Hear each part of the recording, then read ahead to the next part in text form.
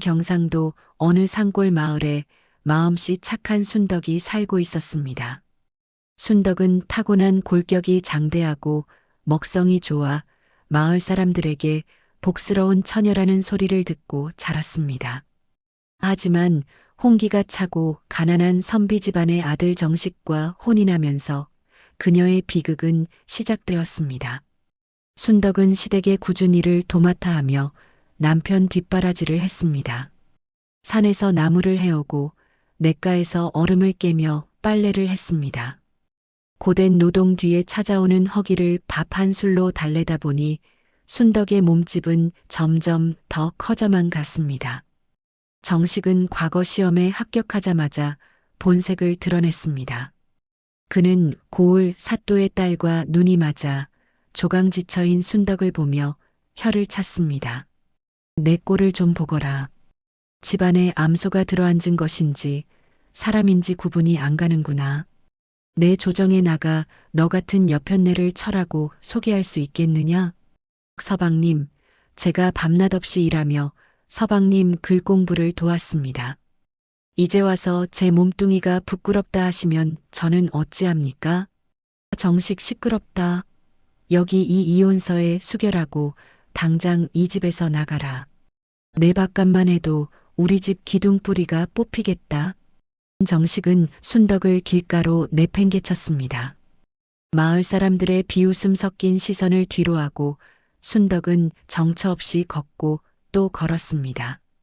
배고픔보다 무서운 것은 사람의 마음이 변하는 것이었습니다. 벼랑 끝에 선 순덕은 스스로 목숨을 끊으려 강가에 섰지만 물속에 비친 자신의 초라한 모습에 오기가 생겼습니다. 그녀는 결심했습니다. 이 몸과 이 마음을 갈아엎어 세상에서 가장 높은 곳에 서겠노라고 말입니다.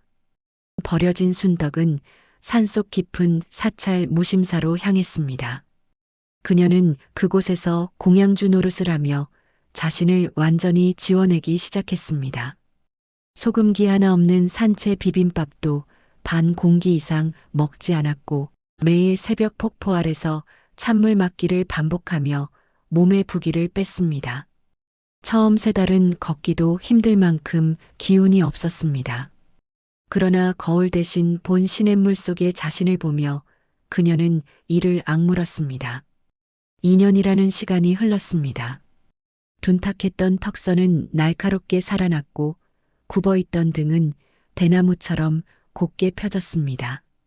무엇보다 시장 바닥에서 잔뼈가 굵은 노행수를 만나 장사의 도를 배우기 시작한 것이 전환점이 되었습니다. 순덕은 여인들의 마음을 읽는 법을 배웠습니다. 뚱뚱해서 고통받는 여인, 피부가 거칠어 고민하는 부인들을 위해 직접 사냐초를 다려 미용차를 만들었습니다. 순덕이라는 이름 대신 유화라는 이름을 내걸고 연상점은 대박이 났습니다. 한양의 권세가 여인들이 유화의 차를 마시기 위해 줄을 서기 시작한 것입니다. 비단은 가장 귀한 집 부인에게 팔고 이 약차는 가장 간절한 이에게 팔거라. 돈보다 중요한 것은 그들이 다시 거울 앞에 서고 싶게 만드는 마음이다. 행수님, 오늘도 문 밖까지 손님들이 가득합니다. 이제 한양에서 행수님을 모르는 이가 없습니다. 아직 멀었습니다. 내게 상처 준 이들이 가장 높은 곳에서 나를 우러러보게 될 때까지 나는 멈추지 않을 것입니다.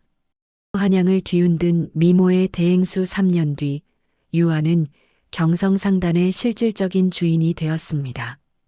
그녀의 상단은 비단과 약재뿐만 아니라 한양 최고의 미용 비책을 파는 곳으로 명성을 떨쳤습니다. 유아의 미모는 달빛처럼 곱고 그녀의 사업수완은 칼날처럼 날카로웠습니다. 그러던 어느 날 몰락해가는 가문의 가장이 된 정식이 돈을 빌리기 위해 유아를 찾아왔습니다. 정식 유아의 얼굴을 알아보지 못한 채 행수 어른, 제발 저희 가문의 논밭만은 지키게 해주십시오. 이 돈만 빌려주시면 내년에 꼭 갚겠습니다. 유아 냉정하게 차를 마시며 사람의 신용을 무엇으로 믿고 큰 돈을 내어주겠습니까? 당신은 조강지처도 버린 사람이라는 소문이 자자하던데요. 그것은 오해입니다. 그 여편네가 너무나 무지하고 추해서 어쩔 수 없었습니다. 유화 가면을 벗듯 미소 지으며 그 추하다던 여편네가 여기 앉아 있는 나인데 아직도 사람 보는 눈이 그리 없으십니까? 정식은 사시나무 떨듯 떨며 무릎을 꿇었습니다. 유아는 그에게 단 한 푼의 자비도 베풀지 않았습니다. 배신에 대한 대가는 혹독했습니다.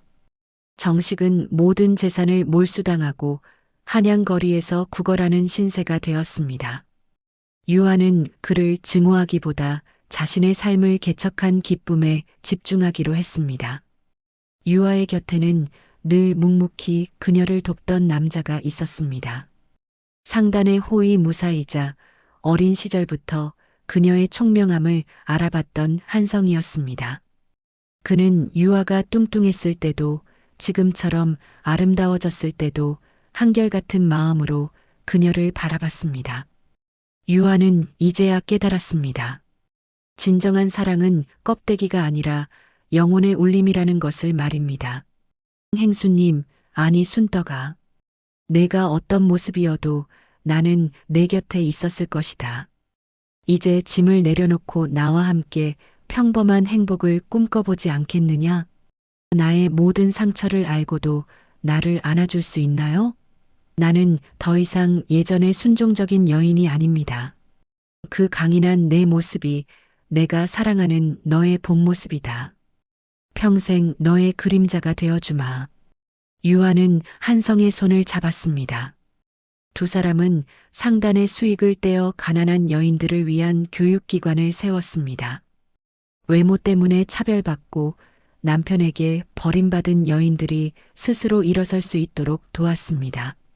석양 아래 두 사람이 나란히 걷는 뒷모습은 그 어떤 보석보다 빛이 났습니다. 고통은 그녀를 무너뜨리는 것이 아니라 더 아름다운 그릇으로 빚어내는 과정이었습니다. 유아는 오늘도 당당히 자신의 길을 걸어갑니다. 인생의 진짜 봄날은 남이 만들어주는 것이 아니라 스스로 일궈낸 땀방울 끝에 피어나는 꽃이라는 것을 그녀는 몸소 보여주었습니다.